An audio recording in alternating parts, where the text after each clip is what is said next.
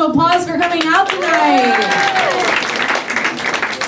So happy to be here. I'm so happy to see all of you. Any of you guys sluts? Hell yeah.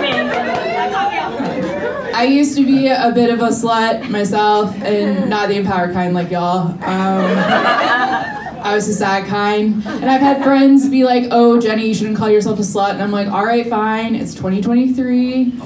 I never identify as a slut. I'm definitely not a slut.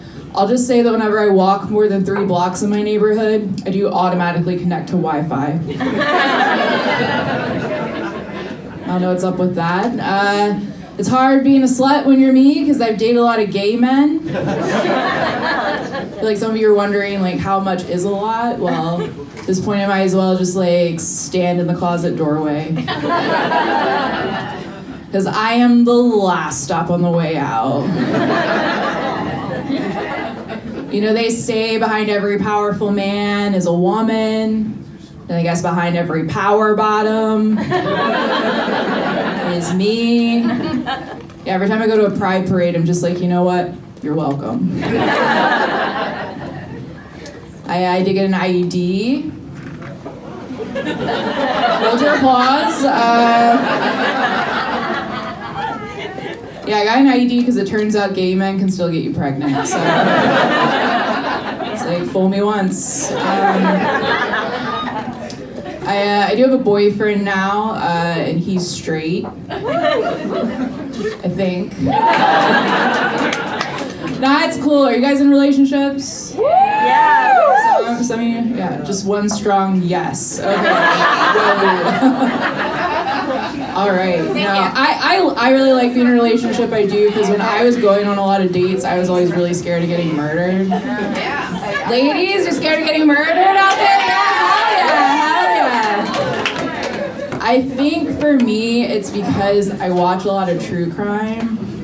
Yeah, and I think women get a lot of shit for being too into true crime, you know? Everyone's like, oh, you girls want to fuck a serial killer, but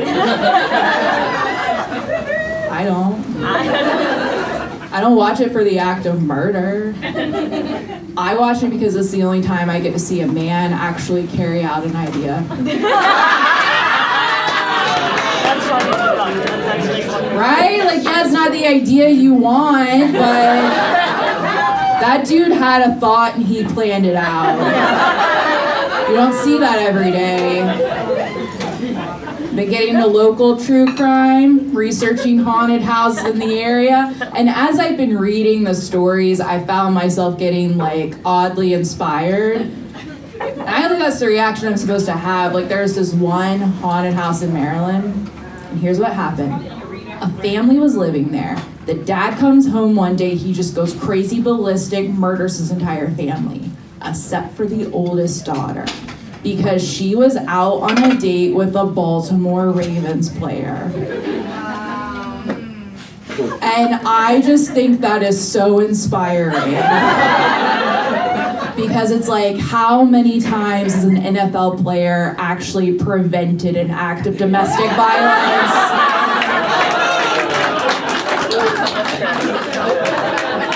Warms your heart. You guys into football? No. I'm not. I've had friends try to get me into football. I've had women be like, Jenny, NFL players are so hot. And I'm like, believe me, I get the appeal of a wealthy man whose life expectancy is only 45. I'm not gonna watch that. I was raised Catholic, so there are a lot of very pro-life members of my family. So I've got a cousin I get into a lot of fights with on the internet. I feel like we all have that cousin, right? And if you don't, I've got news for you. You are that cousin. My cousin has really bad arguments when he's trying to defend his pro-life views. Like, he'll always be like, well, Jenny, aren't you glad you were in an abortion? Aren't you so grateful you were in an abortion, Jenny? And I'm like, not really, right? Like, what part of my general demeanor makes you think I want to be here, you know? They do, though. They have such bad arguments. Like, my aunts and uncles will always be like, well, Jenny, you just got to read the Bible. you just gotta read what the Bible says about abortion, Jenny. And I'm like, well, flipping through this thing, like, if God killed his only son, why can't I, you know?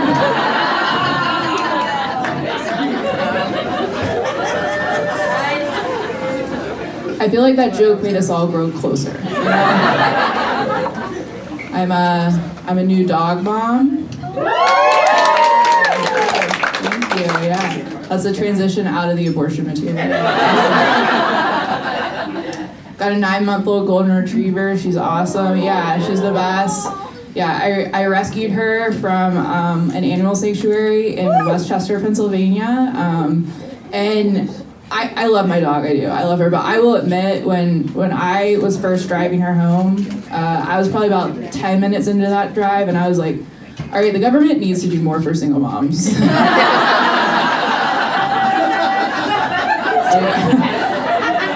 I don't know if I can do this. For me, getting a dog was the first time the most irresponsible people I've ever met started trying to give me advice. Like, I got this uncle who was like, I don't know if you should get a dog, Jenny. You know, a dog is a full-time responsibility. I was like, you don't have custody of your children. Trying to give me advice on a car you don't have a license to drive. It's cool having a dog. I like having something to be responsible for, because I'm getting older. I'm getting to that age where some of my friends, actually just one of my friends, has decided to, you know, settle down, give up, whatever we're calling it. My friend got married recently. She got married at 27. I was like, whoa, child bride. Like, what are you, in a cult? No, you're good. I was a bridesmaid in the wedding. Something I learned is that being in the wedding party is only actually fun if you're a dude, right? Yeah, because if you're a guy and you go to like a bachelor party, only job is to have fun. If you're a bridesmaid at a bachelorette, you are an unpaid intern. And I did not know much about labor law before that weekend, but it's like, we need those unions. I do think my friend sort of cheated, though, because she married an older man. Like, I think dating older men is a lot like shopping for clothes at Goodwill. Right? So it's like, well, financially, this is the most viable option. But everything's been damaged by its previous owner. I do have clinical depression. Thank you. You guys are like, we know. I have clinical depression, or as my dad likes to call it, no, you don't. I had a friend approach me recently. She was like, oh my gosh, Jenny, you'll never guess. I just graduated from therapy. I was like, cool, they're holding me back. That's what I've got going on now. I am trying to be less toxic in relationships. You guys doing that? No? Yeah, that's what I guessed. I am trying to be less toxic in relationships. Like, I have this thing I do when I'm seeing someone. Like, some people call it snooping. I call it being a citizen detective. Right, like, round of applause. Does anyone stalk their ex online? Or in person too, you know?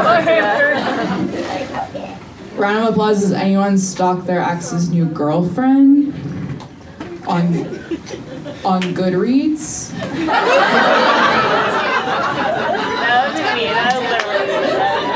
Yeah, that's an app for reading and reviewing books. I'm just on there like, her annual reading goal is only 25 books a year.